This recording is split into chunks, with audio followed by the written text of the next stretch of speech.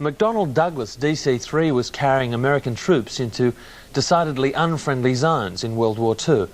The troops would name her Shanghai Lil, and she'd later become the aircraft to fly TAA's first passenger flight. 42 years on, she's back, looking better than ever, the oldest entry in the Bicentennial Round Australia Air Race. It's from aboard the grand old lady of Australian skies that Joe McManus brings us this perspective of the great race. Okay, beacons on. Ready to go? Yep.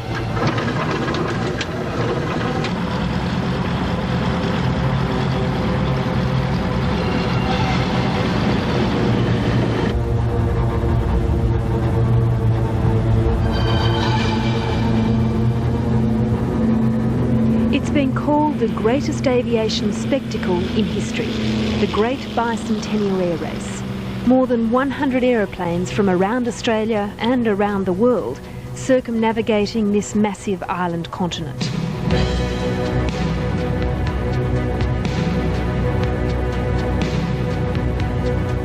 It began on September 18. The starting point of Narromine in New South Wales was changed due to bad weather, and the aircraft swooped through to Toowoomba in Queensland, on through the vast outback, through the Northern Territory, down the west coast of Australia, and they're now making their way to race end in Canberra next Saturday.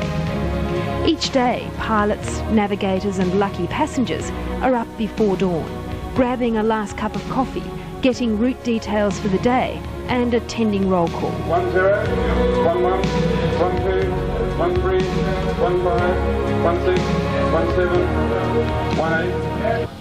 The planes take off at 30-second intervals, heading for the next destination and thrilling the crowds wherever they go. The oldest aircraft in the race is the stunning silver DC3, Shanghai Lil, the first aircraft ever used by the old TAA. Built in 1942, she has been painstakingly restored to her former glory by enthusiastic volunteers. She cuts a fine figure in the sky, and on board, those who loved her back to life are now experiencing the journey of a lifetime. Among them, Sue Litchfield, who stewardessed on Shanghai Lil 20 years ago. Well, it's a really amazing experience, Joe. I feel particularly privileged to have been given the opportunity to have worked on it and to travel on it. Brings back a lot of fond memories. Well, I've been a keen aviation freak for some time, and I'm also particularly fond of restoring old furniture. So I heard about this and thought, well, that sounds the ultimate. For all those involved in this air race, it is the ultimate. The race is certainly serious, but all the pilots have fun on the ground too. At night, many weary aces take their bedrolls and curl up under the wing of their precious aircraft, putting up with the cold, hard tarmac to protect their precious planes. And in the morning, it's all go again. Alongside the civilian aviators, the Air Force is well represented too.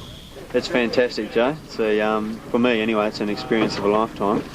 And myself and the rest of the crew were all absolutely rapt to be chosen for the trip. We're having a great time. Flight Lieutenant Darryl Brick is the captain of the Air Force Caribou. Not a pretty plane, but one that's pretty popular with the public. Well, the Caribou is a very unusual looking aircraft. What's it actually used for?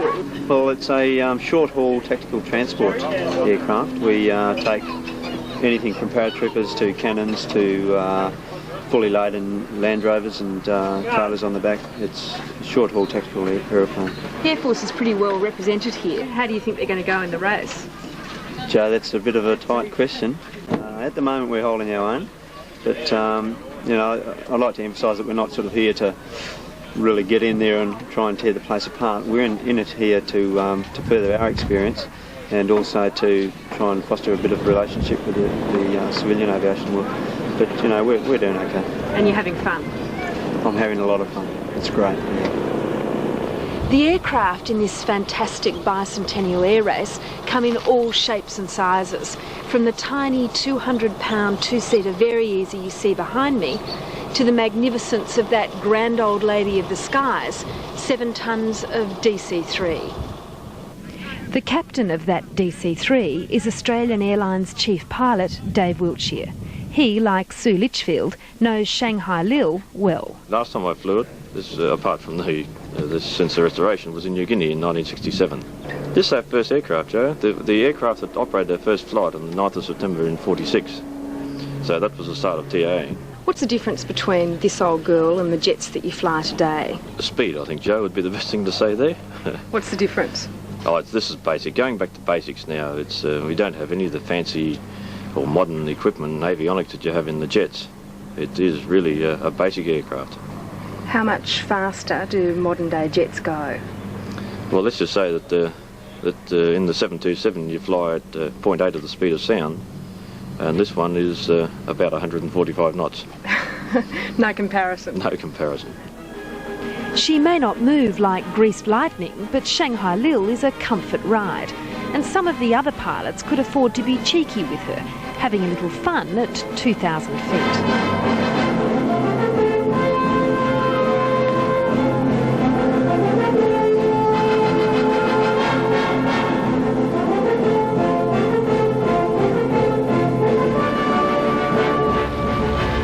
Aside, the aim of the game is to win. Currently, Perth mining engineer Ted Rear and co-pilot Barry Thompson in their Zippy Aerostar are tipped for the top spot and $25,000 first prize. 15-minute startups, that's what we need. Takes that long to warm up.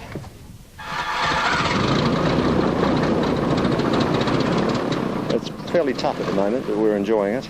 We've got good competition. And we're hoping we can hang in there. Barry and I are working fairly hard at the moment.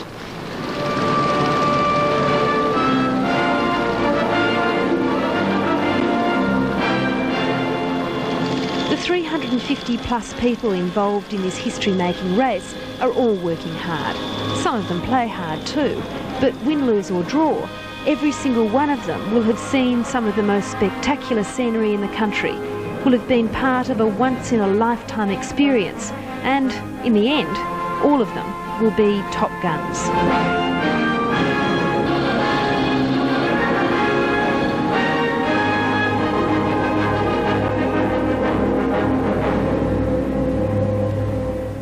Lovely stuff, and Jo confessed to a few nerves before that assignment, but today she reckons she's a convert to those basic old birds. More legroom and more comfortable than a jumbo. What's that if you're